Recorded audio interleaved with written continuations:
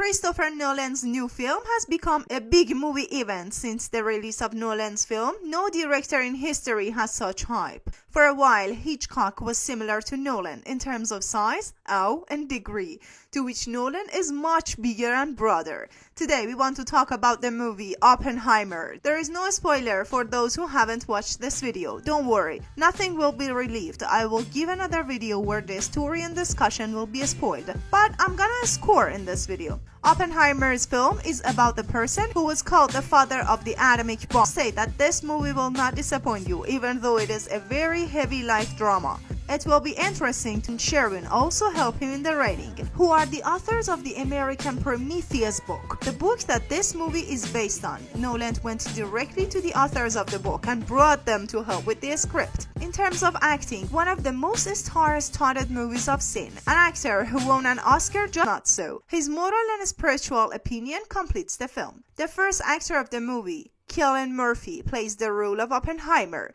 Those who follow the cinema will probably see him in the second or third role in the same Nolan films. But those who follow the world of series, one of the best series of the last few years called Peaky Blinders. If you are interested in its style of play, be sure to watch this series. Cillian Murphy is amazing here, and he played this role very well, especially with those special eyes. Oppenheimer's own eyes are completely similar to Cillian Murphy. It has an Oscar chance. His heavy presence in the scenes is felt to completely cover the leading role of this and have made him look younger. For the sequences, he is showing his youth. Robert John Downey Jr. has played the best performance of his entire artistic career, which means he has 100% nomination for the supporting Oscar, and there is a very high probability of winning the supporting Oscar. His acting in the movie is amazing and crazy. Emily Blunt is also the leading actress who has a sequence that I think is one of the best parts of the movie. I don't want to go into spoilers, but wow! One of the few times I see Nolan has used a very good woman actress in this film. I feel that Nolan is not very strong in choosing and playing adultery, and in Oppenheimer, this spell seems to have finally been broken because he used both Emily Blunt and Florence Pugh well in this film, a point that was shocking to me. The amount of nakedness and sexiness that was in the movie, because Nolan had never put these things in the film, and I am very happy that he put these things in his movie and put them in such a big movie as it is new. In fact, an ordinary person who is a scientist is the reason for the death of hundreds of thousands of people, maybe millions of people who may have been killed by this device in the future.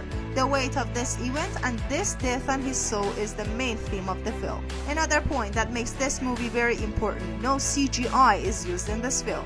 Nolan said there is not even one CGI frame in this movie. Not using CGI has both a series of limitations and a series of advantages. I saw the limitations it created. I can't say exactly what restrictions it created because it is a spoil, but I can tell you the advantages of not using CGI. When you don't use CGI, it means that everything you see in front of your eyes in that movie is a real thing, something tangible that exists in this world. You can take its energy and it is a real thing. When you use even one frame of CGI in your movie, it takes the whole energy of the movie out of its high state.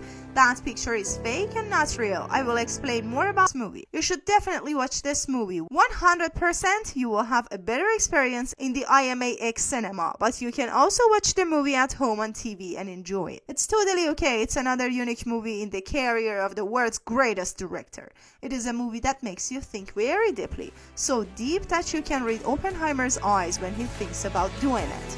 A man who is helping to build a device that can not only kill and destroy his own kind on a larger scale, but in the future he can destroy his own generation. In fact, it is a man who is making a device that is so destructive, and maybe one day he will reach his home, and these thoughts shake his world.